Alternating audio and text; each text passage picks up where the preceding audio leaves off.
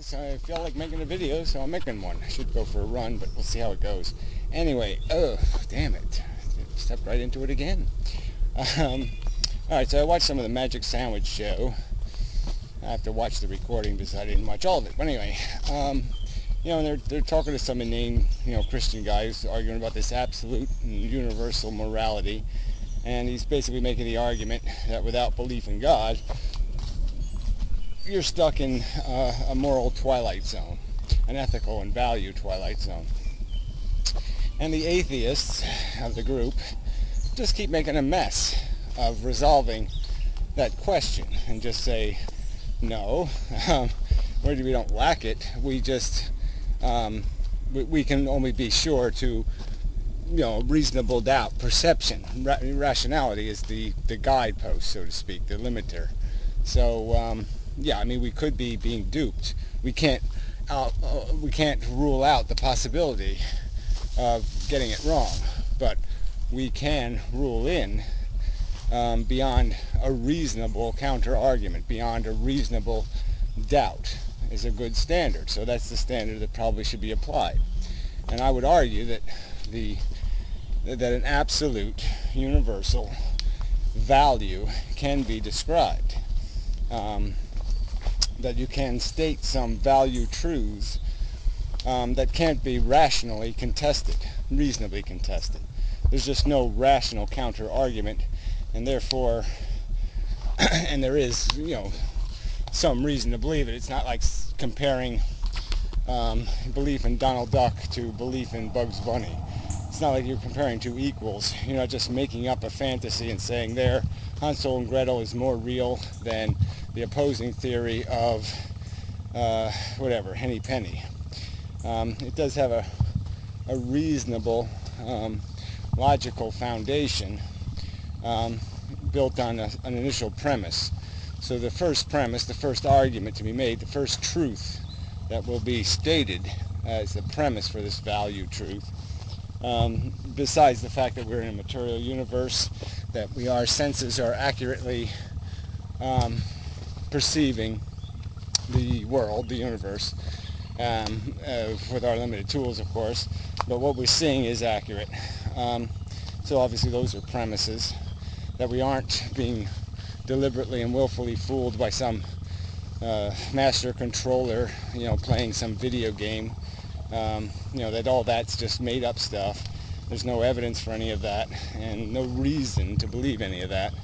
So all of that is kind of just, forget it. Until you got some evidence, it's useless. So we go with the presumption that we're accurately perceiving reality. And the reality is, we know the difference between a sentient and a non-sentient. We know that an uncomfortable feeling is intrinsically by itself, isolated by itself. Discomfort is a bad thing. And the level of discomfort obviously escalates that level of negativity. But that in and of itself, excluded from circumstances beyond the existence of the thing itself in an uncomfortable state, a state of not comfortable, is a negative thing. It's better to have it in a comfortable state than an uncomfortable state. It's better for it to be in a pleased, satisfied, fed state than in a hungry state, to be put in that way. In the process of satisfaction, if you want to get more specific. And I guess that's part of the semantics of this. People will demand such an explicit description of the truth that our language might not even be sufficient to the level of explicitity they want, because we don't have words adequate to describe a sensation that is decidedly negative, and that would exclude sensations that are ambiguous, that are kind of not bad but not bad, sort of, kind of. That shit. We could just throw that out for the sake of the argument. Hey, pups. Hey. How you doing? It's been a while. Come on. Lawyer. Evil.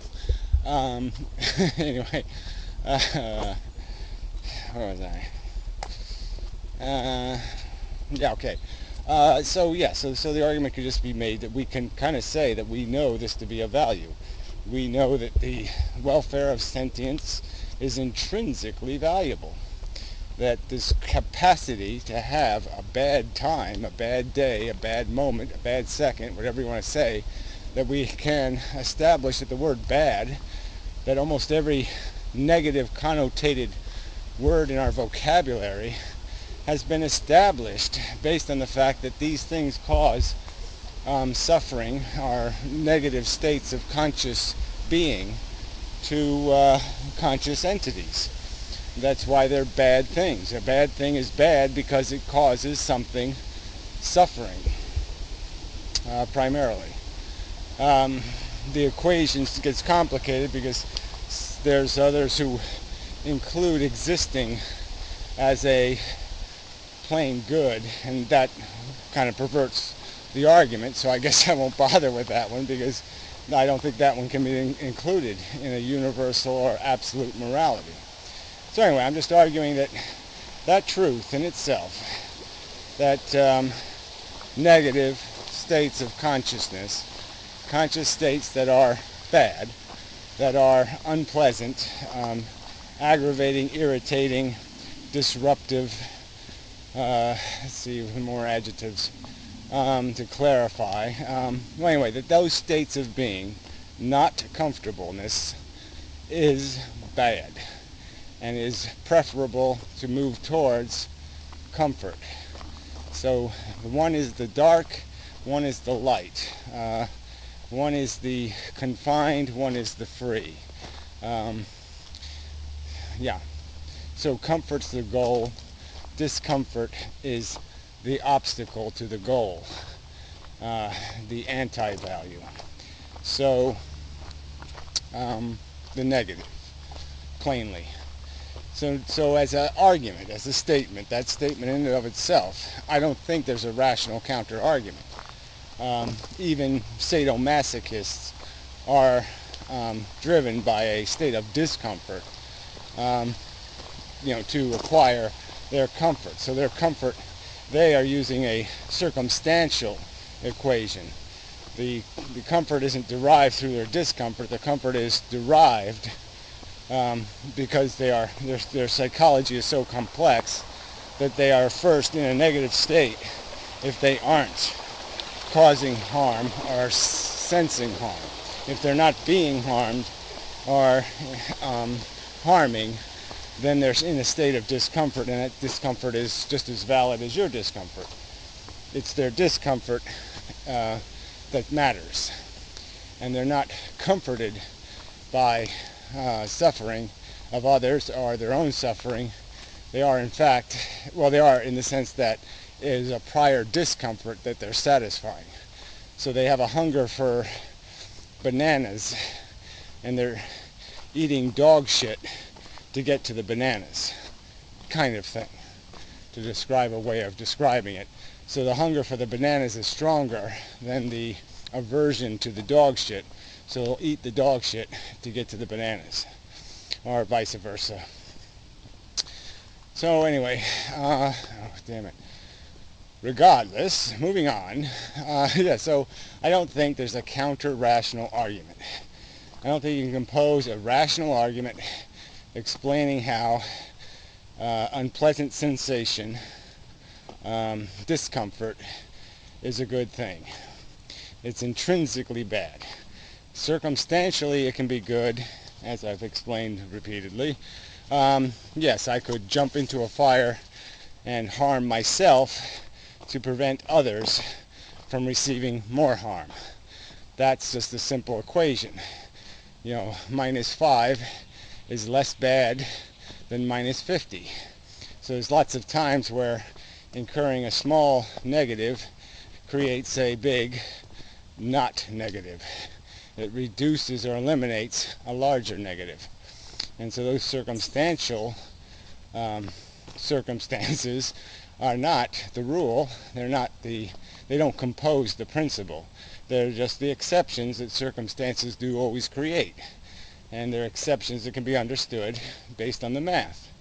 So they don't harm or damage the underlying principle at all, that the discomfort is in itself bad. The fact that I will get burned in the fire, I will endure suffering, is still bad in and of itself. It's only made good because more bad is prevented. I mean, really, that's not that hard. You should be able to grasp that one.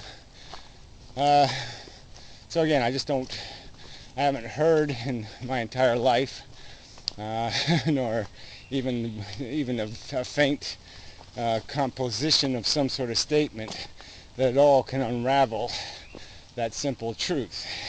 All value is created by sentience, the welfare of sentience, ultimately, and it is the ultimate, and it is the foundation of ultimate and absolute ethics or morality. Has to be founded on, has to be structured through the perception of that truth, that what we are attempting to maximize, what is worthy of maximization, is the deriving of the comfort and the elimination of the discomfort. And how any activity affects that overall balance of comfort and discomfort is how you judge the use of that activity. But yeah, obviously it's very hard to tell in any one circumstance what the end result would be. There could be a mouse that runs across my path here, and I could stomp it. Now, the first direct cause is I've created suffering, and I haven't created any comfort in myself of substantial enough value to justify the discomfort the mouse is enduring. But circumstantially, the catch is the mouse might have been on its way to breed with another mouse who wouldn't have bred if I didn't stomp it.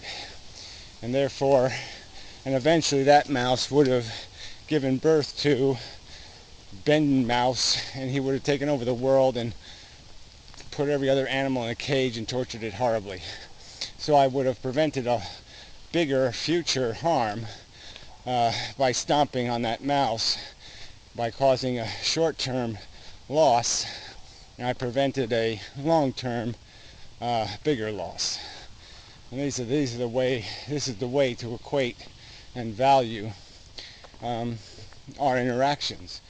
And it really is the negative state is the first state. The negative state is the real gravity of value. The positive state is merely the elimination of the negative state. When you take away the negative tensions, irritations, whatever, those kind of distracting, disorienting, possessing sensations, you will be left with a bliss, a comfort that is pure. So it is only by putting us in a negative state that life creates the illusion of positive. So I'm made to move through the world. I'm propelled by loading a spring of negativity, of tension and angst and unfulfilled ego ambitions, ungratifiedness. I am ungratified. And so I don't have a perfect bliss or complacency, because there are constituents required. There are elements of environment that must exist for me to lapse into that sense of fulfillment. Not only physical structures, but perceptual concepts have to be satisfied. And there, some of them we can eliminate through just thought process. We can defeat them by outmaneuvering them with our intelligence. But some griefs and some irritations and some sense of incompleteness is really hard to fix without the real deal. Your imagination is powerful, but it's not 3D. It's just not powerful enough to create enough of an illusion merely because you say it. You can say, I'm great, everything's fine, I got nothing to worry about. I can say it, but believing it's another thing. Really believing it. And really being able to release myself from the burdens of my ego psychology, my focused frustrations, the angst that propels me to keep walking, to keep talking, to keep arguing, to keep doing, because there's a job uncompleted, and I'll be dissatisfied until I see it satisfactorily completed. I will, I'll keep trying to hit home runs. I'll keep trying to kick the ball in the goal until there's enough goals where I'm satisfied the match is won. Yeah. So anyway, that's the source, I think. So the religious folks who would claim atheists have no absolute morality, I would argue that the logical substantiveness of the argument that suffering, sentient experience, is intrinsically valuable is a lot more compelling and true than the argument that a 2,000-year-old fairy story is intrinsically true merely because it has survived, been handed down by a bunch of thugs. Christian soldiers have shoved it down the mind throat of mankind. That fable has a lot less credibility as a truth. The existence of a moral, value-giving God is a lot more unreasonable as a belief than the simple logic of accepting your own experience of displeasure and your own practical, realistic function to understand it to be intrinsically negative. That every negative word you describe anything with has, as a mental image tied to it, suffering. It is the value giver, is in the nature of sentience and the capacity of the sentient organism to be put in a negative state of existence, needing comfort, needing resolution. That's what we're seeking, is resolution. And the value equation is you have to achieve your resolution without causing more unresolution to obtain it. Yeah, I think that about says it. About and such. So anything else? I believe not. Probably too bright a sunset so far.